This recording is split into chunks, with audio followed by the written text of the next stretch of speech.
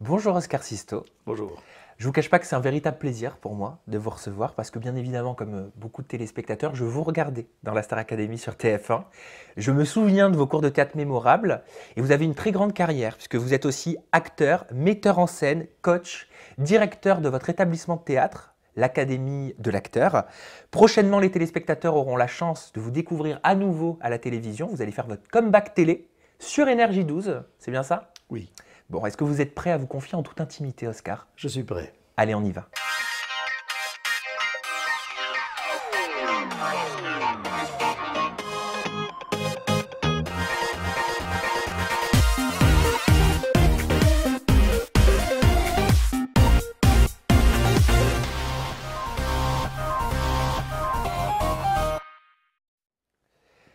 Oscar Sisto, vous allez nous parler de votre grand retour à la télévision dans les vacances des anges sur Énergie 12, de votre one-man show que vous êtes en train de préparer actuellement. Mais avant, je vous propose de revenir sur votre parcours, plus précisément au moment où les téléspectateurs français vous ont découvert. C'était en 2002 à la Star Academy sur TF1. Alors à ce moment précis, est-ce que vous aviez conscience que votre nom allait devenir une marque? Pas du tout. Je n'étais pas conscient de ça. Je n'étais pas conscient de l'importance de la télévision tout court et de la télé-réalité. J'étais assez naïf quand même. Et Et ça m'a sauvé cette naïveté en fait. le fait Ça m'a d'être permis naïf, Oui, oui, oui, parce que j'étais déjà pas très jeune, donc j'arrivais avec une sorte de maturité dans mon travail, et j'étais assez naïf. Donc j'ai tout découvert, tout m'est tombé sur la gueule comme ça, et c'était bien. Aujourd'hui, je serais moins spontané dans ce genre d'émission, un peu comme les candidats oui, parce que vous d'ailleurs. connaissez, Donc on était tous un peu vierges. vous découvriez. Hmm. Et comment est-ce qu'on devient justement professeur dans un des télécrochets les plus célèbres de France? Ben, c'est pas simple. Ce n'est pas simple de devenir professeur de théâtre parce que c'est une activité d'intimité. Tout ce qu'on fait, c'est dans l'intimité. Il faut qu'on se trompe beaucoup, il faut qu'on soit ridicule, moi, les acteurs, voilà. Et tout d'un coup, il fallait que cette recherche devienne un peu spectaculaire. Je me souviendrai toujours de l'expression d'Alexis Laroche-Joubert lors de mon premier cours au château. J'étais fier parce que j'avais fait un truc que j'estimais superbe. Elle me regarde et me dit catastrophe. C'était catastrophique. C'est-à-dire que si je ne changeais pas mon fusil d'épaule pour adapter un langage, c'est quand même, ça s'adresse à des millions de gens. Donc il fallait, Hmm. je ne voulais pas changer ma philosophie, ma façon d'être. Il fallait que j'adapte mon langage pour que ça soit compréhensible Du grand par le public. plus grand nombre. Euh, est-ce, Et c'était une école magnifique pour moi. est-ce que c'était une volonté, une envie pour vous de faire de la télé à ce moment de votre parcours, de votre carrière? Non, c'était pas une volonté, c'était pas, même pas une ambition. Je pense que la télévision continue de me faire très peur. J'ai peur de la télé. Pourquoi vous avez accepté à l'époque? Parce que j'étais naïf, parce que quelque part ça me titillait un peu, mais maintenant je connais mieux. À l'époque, voilà, les peurs sont passées maintenant. Je trouve que c'était le bon choix. Je ne regrette pas. Ça serait trop con. C'était magnifique. Et ça tombait juste pile à un moment où je faisais beaucoup, beaucoup de théâtre et tout d'un coup, cette fenêtre ouverte au monde m'a beaucoup servi, m'a beaucoup apporté. Vous avez endossé votre rôle de professeur de théâtre à la Star Academy durant 3 Monsieur le saisons. professeur. Monsieur le professeur, durant 3 saisons sur TF1. Pourquoi vous n'avez pas continué par la suite? Je pense que j'avais fait un peu le tour. C'est-à-dire que ces genres d'émissions peut s'user très vite. Hmm. Dès qu'on commence à deviner un peu les codes, à soupçonner les ficelles de la chose, ça devient moins intéressant. Et j'ai préféré partir plutôt que de m'imiter moi-même, de me moquer de moi-même et de ne plus me respecter moi-même. TF1 avait décidé donc à l'époque justement d'arrêter au bout de la 8e saison le programme parce que les audiences étaient sur le déclin. Euh, Est-ce que c'est à cause justement de cette habitude que l'émission ne marchait plus? Je pense que c'est l'habitude peut-être de... J'essaie de ne pas les juger parce que c'est un vrai métier, hein, j'ai du respect pour ces producteurs-là, mais je pense qu'il fallait renouveler plus les choses en fait. Il fallait changer, il faut les surprendre. Le public, il faut les surprendre à chaque instant, à chaque mois, à chaque trimestre, à chaque... Donc année après année, ils ont voulu changer. Il ne fallait pas changer et les professeurs un peu emblématiques comme Armande, Kamel et tout ça, et c'est mon équipe, et Raphaël, et le château et tout ça. Donc tout à coup, ça ne voulait plus rien dire. C'était Paris sans la Tour Eiffel. Il fallait pas bouger le château. En 2012, la Star Academy est revenue à l'antenne sur Énergie 12. Est-ce que vous aviez été sollicité par la chaîne à l'époque pour pouvoir être prof de théâtre dans la Star Academy d'Énergie 12? Énergie 12 m'avait contacté, mais ils hésitaient. Et comme moi-même j'étais un peu hésitant, ça n'a pas fonctionné. Mais je pense que je ne l'aurais pas fait dans ces contextes-là. Mais pourquoi ils hésitaient? Parce qu'ils se demandaient, est-ce que c'est bien de faire venir Oscar, Armand, Raphaël et Kamel? Est-ce qu'il vaut mieux tout changer carrément?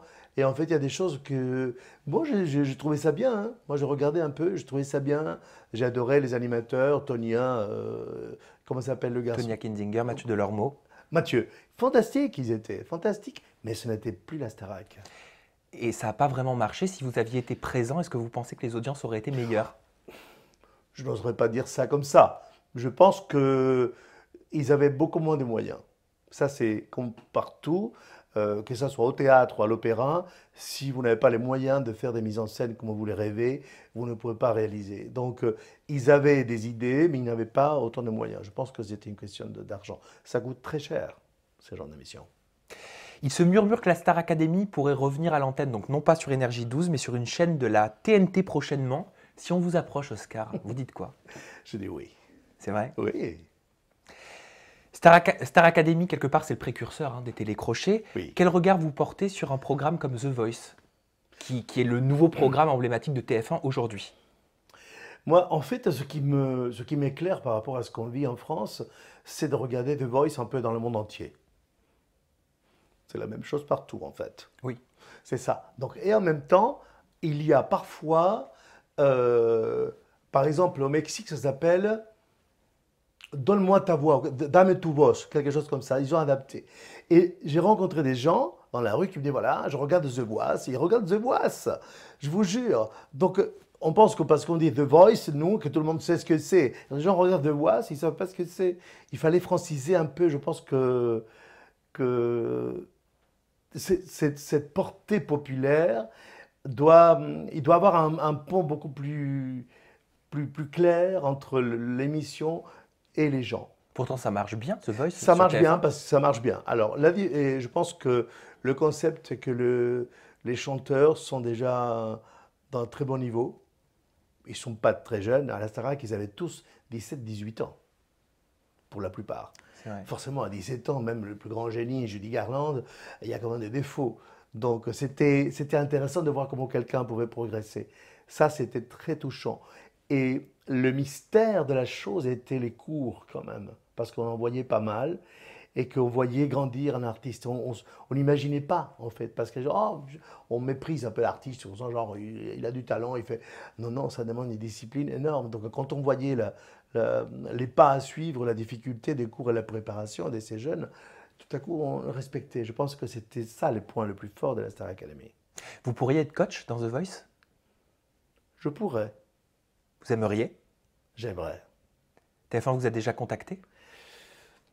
Parfois, ils pensent que ça ne m'intéresse plus, mais bon, il faut qu'ils m'appellent juste, et puis je verrai. Ils vont écouter cette interview, peut-être. J'espère.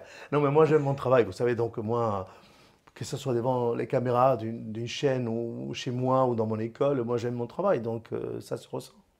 En parlant de The Voice, qu'est-ce que vous pensez du parcours de Jennifer, qui était la première gagnante de la Star Academy en 2001? Qu'est-ce que vous pensez de son rôle de juré dans le programme? Je pense qu'elle le fait très bien. Jennifer, c'est une femme extrêmement intelligente, qui a énormément grandi, qui est devenue une femme à part entière. Quand je vois ce qu'elle était à l'époque, cette petite boulotte, elle est devenue une bombe. C'est une très grande artiste. Donc, je pense qu'elle a du mérite. Donc, elle a sa place largement. Elle avait sa place, en tout cas, dans The Voice. Parce que de nombreux médias ont remis en cause sa légitimité dans le programme. Vous la trouvez légitime, vous? Moi, je la trouve légitime. De par son travail, de par sa carrière, c'est quand même... en même temps, on n'est pas obligé d'avoir Aretha Franklin et Barbra Streisand dans The Voice. Il faut qu'il y ait des gens comme nous, avec des gens qui connaissent le métier, des gens qui en ont bavé, qui ont fait plein de choses. Ça suffit. C'est pas... Moi, je trouve qui est plus légitime qu'elle à côté. Garou. Une autre gagnante de la Star Academy 3, cette fois que vous connaissez bien, puisque c'est Élodie Frégé, elle aussi avait soulevé des questions de légitimité dans les médias suite à sa participation à la Nouvelle Star sur D8. Vous l'avez suivi? Suivi, non. Moi, je suis un grand zappeur. Donc, je zappe et comme ça, je vois un peu tout. Je trouve qu'Elodie a aussi une légitimité dans cette émission. C'est une fille qui a beaucoup de talent et qui est assez atypique. Donc, comme on ne peut pas trop la classer, voilà. Après, je ne sais pas ce que les gens ont dit d'elle, mais je pense que avec Michel à l'époque, c'était un tandem intéressant. Je pense que c'est quelqu'un d'atypique. Donc après, mais moi aussi j'étais atypique. Je sortais de nulle part, ni du conservatoire. J'étais le fils de personne. Et tout à coup, c'était ça. Voilà, je pense que c'est ça, être aussi un peu à la lumière et dans l'ombre en même temps. Mais pourquoi les téléspectateurs les critiquent autant dans ce cas au niveau de leur rôle d'après vous? Les téléspectateurs critiquent. Les téléspectateurs, les médias? Ah, mais parce qu'ils peuvent être très méchants, c'est tout. Moi, j'écoute pas ce que disent les gens. Je ne lis pas jamais des critiques et je n'écoute pas ce que les gens disent. Ça m'intéresse pas. En parlant de la nouvelle star, la chanteuse lyrique que vous connaissez peut-être, Marianne James, qui a été elle aussi jury dans le programme donc Nouvelle Star sur M6 pendant 4 ans, a récemment avoué dans la presse avoir touché exactement 27 440 € pour sa première saison sur M6. Ah ben, elle est très forte, hein, parce que moi, je ne me souviens pas. Est-ce que la Star Academy payait mieux? Je pense que oui. Ah, vous pensez ou vous êtes sûr? Je ne me souviens pas exactement, mais je pense que c'était au moins le double. Donc Parce- un chiffre à peu près? Je suis incapable de parler de chiffres, vraiment. Le- Mais plus qu'M6. je pense, oui. Oui. Et selon Marianne James, M6 lui aurait également proposé un cachet de 400 000 € pour ne pas qu'elle dise bye bye au programme. Est-ce que TF1 avait essayé de vous retenir également avec un chèque? Non, je pense que TF1 ne retient personne avec un chèque. On va passer à votre actualité, à vos projets, Oscar. Et on sait que vos projets sont très nombreux en ce moment. Vous venez juste de rentrer d'Ibiza, là, où vous étiez en tournage pour les vacances des anges, d'Énergie 12. Alors, comment est-ce que vous êtes arrivé là? Est-ce que c'est la chaîne qui vous a contacté? Comment ça s'est passé? C'est un mystère. Bien sûr, c'est la chaîne, bien sûr. C'est la prod, c'est la production. Ouais. Vous avez accepté La tout de grosse suite? équipe, la grosse équipe. Vous avez accepté tout de suite? Oui, oui. J'ai annulé même des choses que j'avais à faire parce que ça m'excite. C'est bien. Moi, vous savez, moi, je pense que souvent, je disais que j'avais fait jouer des tringles à rideaux. Donc voilà, après, quand on me dit il va falloir que tu fasses un spectacle avec eux, je les connais un tout petit peu, ces gens-là, pas beaucoup. Et c'était une gageure. Je pense que c'est important. C'est un défi pour moi à chaque fois. Vous voyez, si vous me dites, voilà, le premier prix du conservatoire, les plus grands danseurs, ça m'exciterait moins que me dire, tiens, tu vas voir, 3 personnes à la télé-réalité, il faut faire un spectacle avec. Ça vous a pas C'est fait une peur gageure. d'associer votre nom à une télé-réalité pure, comme les anges? Non. Vous aimez les Peur défis, de hein. quoi? Je sais pas, que les médias vous critiquent. Je vous ai dit, je ne lis pas les médias, je ne regarde personne. Et quel va être votre rôle exactement dans le programme? Alors, théoriquement, je suis metteur en scène d'un show qu'ils doivent présenter à la fin de... Mais je ne sais pas si j'ai le droit de tout dévoiler, mais bon. Ils ont beaucoup travaillé, ils dansent. Et j'étais agréablement surpris par certaines personnes que je connaissais mal, où j'avais une opinion erronée d'elles, vraiment. Comment est-ce qu'ils vous ont accueilli, les anges? Au début, je pense qu'il y a quelques garçons qui étaient un peu l'équivalent des Jean Pascal. Il fallait absolument qu'ils m'embêtent, qu'ils m'écoutent pas. Et déjà, j'ai trouvé que tout le monde parlait en même temps. Donc déjà, ça m'a énervé. J'ai essayé de dire, bon, je l'ai calmé, je les ai un peu insultés. Il paraît, je ne me souviens pas, mais c'est le producteur qui m'a dit, oh là là, t'as dit un truc qui est très sympa pour nous. Je crois et quelqu'un m'a dit, est-ce qu'on peut vous tutoyer ou on vous voit? J'ai dit, écoutez, tutoyez-moi parce que dans 5 minutes, je vais vous insulter. Donc j'ai des formules un peu comme ça, c'est vrai. Et parce que je me suis dit, moi, je sais pourquoi on m'a appelé, il faut que j'aille jusqu'au bout de mon travail. Et coûte que coûte, donc après, quitte à gifler quelqu'un, donc c'est ça qui plaît. Mais moi, je suis comme ça dans la vie. Vous êtes sanguin. Oui, parce que je vais jusqu'au bout de ce que je dois faire. Des petits scoops peut-être à nous partager. En tant que metteur en scène, comment vous avez réparti les rôles? Qui va chanter quoi? Alors, je n'ai pas le droit de tout dire, mais il y a quand même des très belles chansons. Il y a de Battle, il danse. Il y a Eddie qui danse très bien.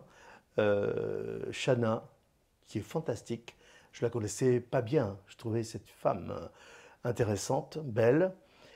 Et Sofiane. Vous l'avez retrouvé, il était Mais à la Star oui, Academy. mais oui, c'était une très belle rencontre, très belle rencontre. Donc, il prépare des choses. Après, c'est un garçon un peu blessé. C'est un scorpion, ascendant scorpion. Il se flagelle un peu. Mais on en a beaucoup discuté. Et là, il chante un morceau de Bruno Mars. Dans le spectacle? Oui. Et c'est très bien. Très bien. Il y a Kamel qui faisait le con. Et je dis, mais est-ce que tu es con vraiment? Enfin, je voulais savoir en fait. Et ils ont compris, je ne sais pas comment verbaliser ça, mais ils ont compris. Déjà, je pense que je suis capable de tout là. Vous me demandez de me déshabiller, de n'importe quoi. Je n'ai pas de limite en fait. Et pourtant, sous des dehors comme ça, un peu de garçon palace, les gens ne savent pas trop comment être avec moi. Et eux, ils sont là en train de se gratter, les coucougnettes, à faire des trucs, genre nous on est libre, on fait ce qu'on veut. Je dis, mais c'est pas ça, faire ce qu'on veut. Donc, quand on a commencé à répéter, ils ont compris que c'était pour moi j'étais engagé pour présenter un spectacle avec eux qui a été très beau. Et on voit l'évolution, si les images sont fidèles, on voit l'évolution. Et je pense que ils avaient besoin, peut-être pas de moi, mais en tout cas de quelqu'un comme moi. Et le partage a été extraordinaire, extraordinaire. Pour moi, on était en larmes, enfin, c'était très fort, très très fort. Est-ce que vous avez eu des coups de cœur pour certains anges? Oui. Des noms? Bah oui, forcément.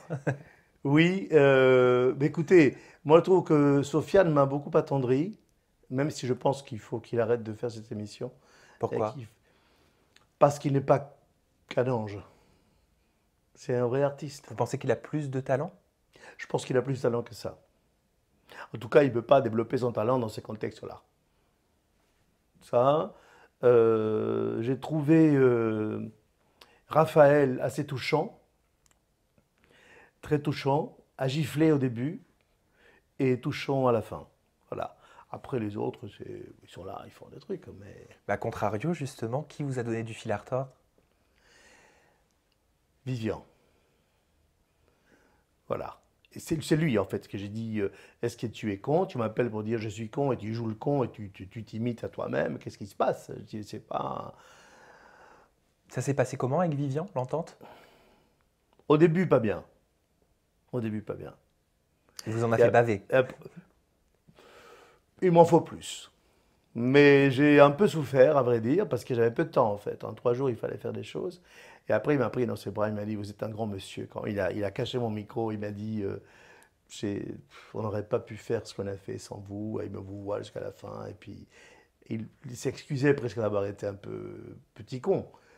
Il ne l'est pas forcément. Mais dans ce jeu-là, il fallait changer son fusil d'épaule et puis jouer le jeu qu'ils doivent jouer tout en sachant que ils ne sont plus seuls, quoi. Ils étaient avec moi et on avait un temps limité pour répéter un spectacle. Ça a dû vous changer quand même des élèves de la Star Academy. Oui, oui. Ah, quoique. Pourquoi, quoique? Parce que même dans le contexte de la Starac, ils n'étaient pas tous hyper motivés, ils n'étaient pas tous hyper talentueux non plus, hein. Non, c'est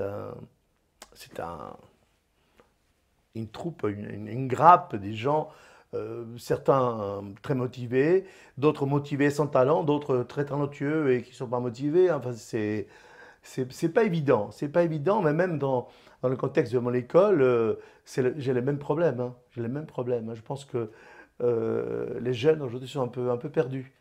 Donc, ces émissions-là représentent exactement la société. Et j'ai beaucoup d'affection.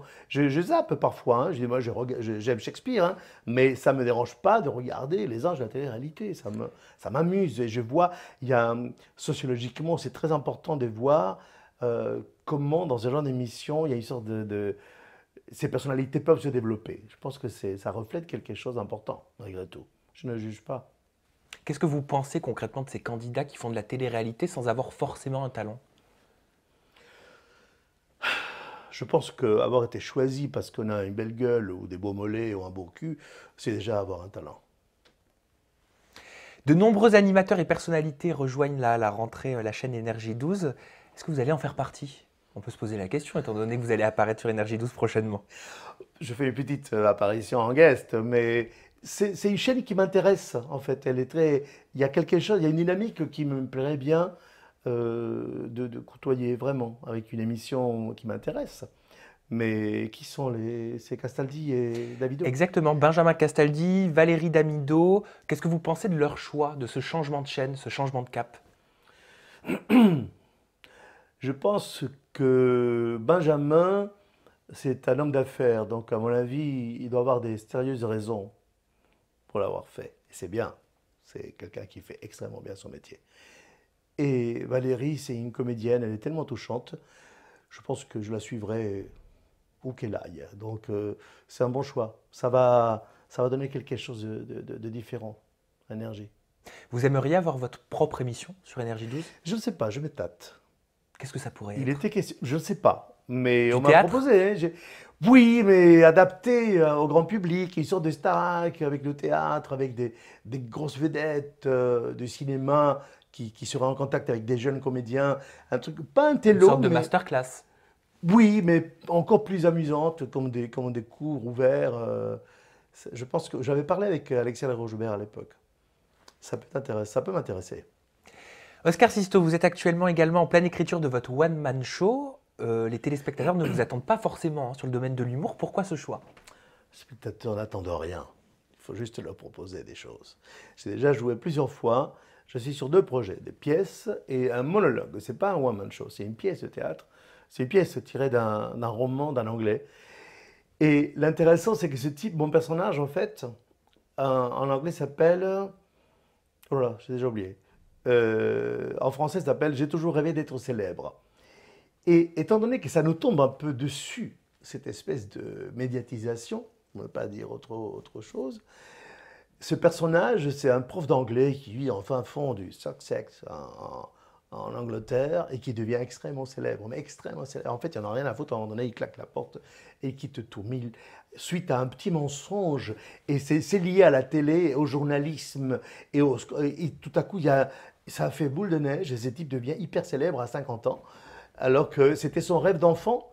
Et une fois qu'il est et qu'il entend de toucher les coucougnettes de Dieu avec sa célébrité, il décide que ce n'est pas vraiment son truc et il quitte tout.